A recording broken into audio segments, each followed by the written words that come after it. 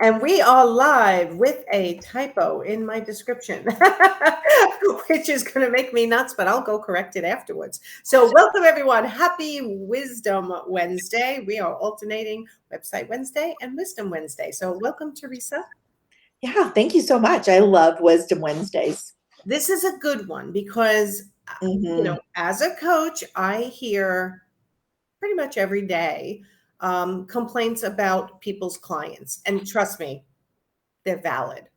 They're valid. We all have valid complaints about our clients. Yeah. Some we just don't see eye to eye, or they're whatever. Yep. Yeah, but sometimes I am the person who gives the perspective that sometimes everybody needs some perspective on what's going on in their world, in their life.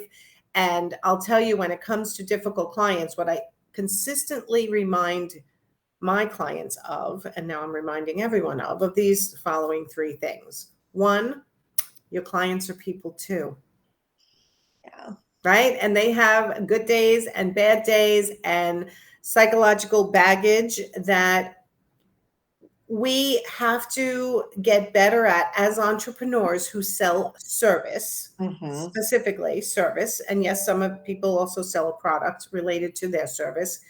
You have to really be a student of human nature on a consistent basis, which is a lot of what I teach my clients. How to read a person, how to be okay sometimes if they have a bad day, not to take everything so dramatically and so personally. It's hard, but it's something you really have to master. Or if you're using a coach like me, I'm the one who reminds you of things. So you go, you know what, you're right. Yeah. Right. I mean, it's Absolutely. And a lot of times I love what you said, don't take it so personally. Almost every time I talk to a client who is just blowing up on me, and I have been in technical customer service for a very long time, longer than I want to admit right now. But it's not me. It's not me. It's just they finally have hit a breaking point in their day, and something had to give, and they're frustrated and they're angry, and they feel like, they're taking it out on me, but it's not me that they're mad about. It's something behind the scenes that I often don't even know what it is. exactly. But you know what? I don't know. Somehow, I'm going to say mostly women. So if there are men watching who feel the same way, let me know. But often women blame themselves for everybody's bad mood. Like, wait, what did I do? Did I do something to them? Did I not communicate well? Is my process not right? Did this? And it's always like, hey, well, maybe you actually did everything you could do and you did it right. And they're still having a bad day and it has nothing to do with you. Absolutely. Absolutely. I'd say that 99% of the time, that is the case. And when we didn't do something, deliver the way we want to, we know that deep down. We can acknowledge that. If we can't come up with, like, oh, it's probably not us. Yeah. Right. So that's not taking it personally. One of the things, it actually rolls into the next one, right? So think of yourself as a coach. Now, I said this live in a live presentation 2 weeks ago, and I could see all the heads nodding, like every single one of you. I don't care if you're a coach, a consultant, a web designer, social media manager, or an interior designer. You are selling a service, and you have to think of yourself as coaching somebody through your process. Absolutely. I often joke that I use my life coaching certification more as a web designer than I did as a life coach, which isn't true. It's not technically true, but that's exactly what it is. I'm coaching them through a complicated process. Getting your website up and going is overwhelming and scary and complicated and all the things. If I took every little obstacle that is put up with somebody being frustrated, if I took it personally, we'd never launch their website. Absolutely. And it's the same for interior designers who are working on people's personal homes or their offices. It's not personal. Like you've got to remove yourself from making it personal. And I'd say that's one of the biggest obstacles, mindset, one of the biggest mindset obstacles Yeah. that entrepreneurs struggle with. Like everything's personal. And it's really not at all. This is business, this is personal, and you need to learn to coach somebody through their own mindset issues, their own frustrations with your process, with the process, right? I shouldn't have said your process. It's more like the process of Yeah. creating a new website. In my case, it's the frustrations of growing a business, the ebbs and flows and the ups and the downs and the frustrations. And in the case of an interior designer, it's like the obstacles that come along during the design process. There's times where a client is insanely frustrated. Those are the times then that we go to tip number 3. You need to educate your client along the way without animosity and without anxiety or anger, Yeah. right? It's like everyone defaults to, do you believe they're asking me this? Yeah, Yeah. I believe it. Nothing shocks me. Yeah, and it's true, like I'm not an interior designer. I work with quite a few interior design clients. But even so, when somebody will say, well, oh my gosh, can you believe that they didn't realize this was the before picture? And I'm like, yeah, I can, or whatever the case is. I mean, I can, because I'm not a designer. Even though I work closely with a lot of interior designers, I still get it. So, I mean, yeah, I think. Listen, the first story in my book was about when, and this is actually funny. So, is about when I was fresh. I was an art consultant, and there was an interior designer who was changing her mind on what she had directed me that she wanted. And then she changed her mind again. And then she changed her mind again. And I was having a frustrating night in my home life, sick kid, juggling, and this message comes through. I hit forward to vent to my assistant. Oh my God, you believe her, right? I think it was worse than that, to tell you the truth. And instead of hitting forward, I hit reply. And it went to her. Now, so I get it. I get it. Everybody, I get when your clients change their mind, question your pricing, question your plan. But I learned at that moment to, and this is what a lot of my book is about, respond with confidence. It's about taking that pause that you need, walk away, give it perspective, and then come back and address it. And then honestly, sometimes you need to walk away again and come back and take the emotion out of your response to a client. Clients are people too. They have their own money mindset issues. They have their own value of what they think is worth it and what's not worth it, what they're willing to spend money on. They don't understand your process. They're in their own business that has a completely different process. They don't understand how long it's going to take you to do things. And yes, it's frustrating to have to constantly be in education mode. But guess what? Too bad. That's life. You chose to be an entrepreneur. You need to choose to understand human nature more than you may understand it today, and Mhm. how to help a client through those difficult moments during the process. Absolutely. Absolutely. And I love how you say that education mode sucks. But one of the things I want to point out is the more we go in and react with education versus, blowing Anger and anger or frustration. whatever the case, that education gets that much easier. They then start educating people when they refer them to you. So the education starts before it even gets to you. And it gets so much simpler and easier to where it doesn't even feel like you're having to take a step back and do this education piece. It just feels like natural part of your process. And you naturally are prepared to take a pause when you're thrown off course. Exactly. And that is something you have to train yourself to do. But once, like you're saying, once you are aware of it, educate yourself, put it into practice, then it becomes the norm. Like a year later, you're like, why was this a struggle a year ago? Right? Yep, You've just exactly. now put it into your process, whether it's in your welcome packet, in your in a questionnaire, in a communication during your process. This is the time where most people get frustrated.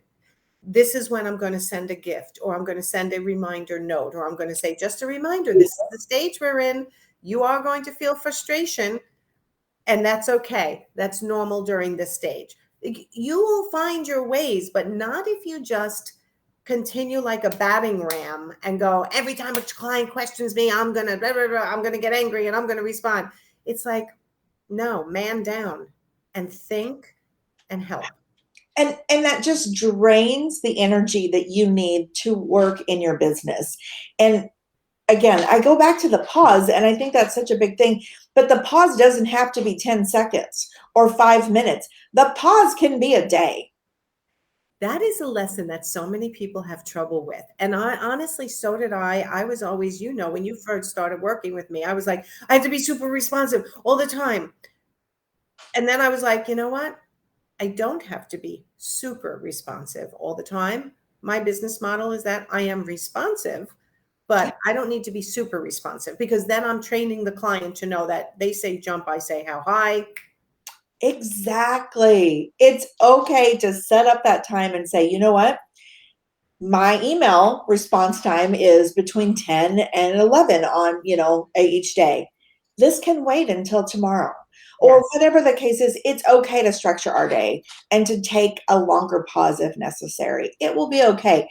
They will probably help talk themselves out of their own frustration by that point anyway. It actually often happens, right? It's So I have the walkie-talkie app with my clients, and they'll send me a message, and it'll be a rant sometimes, and that's what I'm there for. right. I'm like, that's okay, rant away. Then they'll ask me a question. Sometimes by the time I answer, which again, I'm very responsive, but sometimes by the time I answer, they've resolved it on their own, and that's good, right? But here's the Yeah. thing, like, take the time to learn human nature, human behavior. I equate it to something so simple. Like, people when they're driving, they're Mhm. constantly road raging, right? Oh my Yeah. God, I can't believe that person just cut me off. Oh my God, they're going so fast. Da, da, da, da, da, da. And I'm always like, what if they're on their way to the hospital because their child is in the hospital? Like, you don't know what's happening. And yes, I tend to give people the benefit of the doubt because I study human nature and human patterns. Mhm. And we're all human and we all have our moments. Sometimes I'm the one racing down because somebody called me and it's an emergency. And then I feel bad that I cut people off and like, Well, and ugh. sometimes I'm not paying that close attention and I cut somebody off. So I don't want to get, Right, then you're like, I know, I'm like, sorry. oh my gosh, I'm so sorry. I mean, it happens. We all get caught up in our world. Right. So if you're dealing with clients who are difficult, understand your job is to respond to them, but respond in a way that you understand human nature and you're not just like, oh my God, they're questioning me again. Okay, how can I explain it to them this time that maybe they can get it? And trust me, there are some clients that will always be frustrating, and I get it.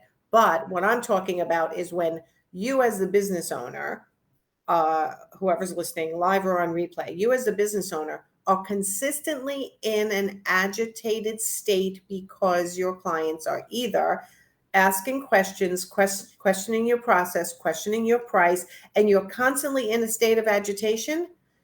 Don't be in that state of agitation. Start training yourself to go, guess what? This is life as an entrepreneur. It's part of the process that clients ask questions, and it's my job to respond and try to get that information in a way they can hear it, understand it, and absorb it. Yes, exactly. And I was going to have you repeat your three things, but I wanted to toss one thing in. Those questions that drive us crazy because we hear them all the time, those are nuggets of opportunity to help us clean up our proposals, clean up our one-on-one conversations during discovery calls, clean up our website copy, clean up, whatever. Like, those are nuggets, little golden nuggets that help us streamline our communications and our processes so that they don't become constant questions anymore. Right. And that's a great point. These are opportunities for you to write a blog about that repeat frustration that your clients always have. Guess what? The most frustrating time during a design process is when you are waiting for your furniture that doesn't come in like forever, right? Right. You can write an article about that. Then you can share it with your clients to educate them. You can put it out on your website, share it on Google, share it on your social media. These are opportunities to Yes. get an extra email to your clients at a certain stage to say, I know we've just hit the waiting period, which is always the hardest for my clients. Here's 3 tips on how to deal with that better, right? It's like Mhm. an opportunity for sure. So, okay, so the 3 things that I wrote and I'm reading to make sure I get them right. How to stop complaining about your clients. Number 1, Remind yourself that clients are people too. They have good days and bad days, and it has nothing to do with you sometimes. It has everything to do with their own psychological baggage. So putting that in perspective is helpful. Number two, think of yourself as a coach and learn more and constantly read about human nature. It's one thing I teach my clients, constantly reminding them, all right, that's not so dramatic. That's not a big deal. Let's just handle it this way. And being an entrepreneur and having those ups and downs with clients in perspective. It's part of your day. Expect it, and then you won't be shocked or angry about it as much, right? And number three, educate your clients all along the way about your process. And like you said, I'm going to throw that in, without animosity, without anger. Use these opportunities as little nuggets of ways to improve your process, educate your clients at certain times, and get your brain to the point where every day I deal with obstacles. Every day I deal with clients who are not exactly like me. And that's okay. It's part of your job. Yeah. Part of your job. So hopefully that helps somebody today. This constant anger and angst that I hear from people, it bothers me because I don't want them as entrepreneurs to feel that constant anger and angst at their clients, because then you're really not enjoying your job as much. Well, and it bothers me too, because I know that success is eluding you, the success that you really could have when you're caught up in that animosity, anger, and angst. There's so much amazing things waiting for you, because we all are doing something to make our corner of the world a better place. But when we're stuck in complaining and blaming, we can't even see what's waiting. Correct. You're missing opportunities for contentment, happiness. What else could be in the wings? And the last thing I'll say is, yes, there are occasionally clients who you should not be working with. So guess what? Instead of complaining and getting angry after you've run through all my suggestions and go, you know what, it's still not working, you have the right to fire whoever you don't want to work with. Yeah. So don't sit and continue to complain and complain and complain and complain and come up with reasons why you're staying in that situation. There are ways out of that situation. And that's another Wisdom Wednesday. That's another great Wisdom Wednesday. That's another Wisdom Wednesday. So, all right. Well, thank you, Teresa, for being here. And I know you work a lot with my clients on redoing their websites and making them fabulous, as you do with mine. Tell everyone how to find you. So you can find me at webdesignsbyteresa.com. And I also want to point out that only to the people tuning in, you can get a free mini audit from me. It's a personal audit, comes with a detailed 5-page report and a quick video from me of your website. But you've got to go to webdesignsbyteresa.com to sign up for it. So perfect. And it doesn't matter if they're on Squarespace, Wix, WordPress, you can do an audit of their website no matter if what. they have a URL, I can do a domain, or a domain, I can do an audit on their website. And they just have to share their email address with me so that we can get that audit sent off to them. Awesome. Love it. All right, everyone. Go have a great Wednesday. And remember, when your anger starts coming up to the surface because of a client's complaints or questions, come back and listen to this video, mark it, save it, whatever you have to do, tag it to remind yourself to walk away, give yourself some space to think, and then come back. And if you really want to dig deeper, get the book, get my book. Right? Absolutely. Respond with confidence. Simple ways to navigate these frustrating situations. So, all right, we will see you next Wednesday, Teresa and I. And next Wednesday is Website Wednesday. So Website Wednesday. Yep. And we've got a great topic. So can't wait. All right. Talk to you guys soon. Bye. Bye, everyone.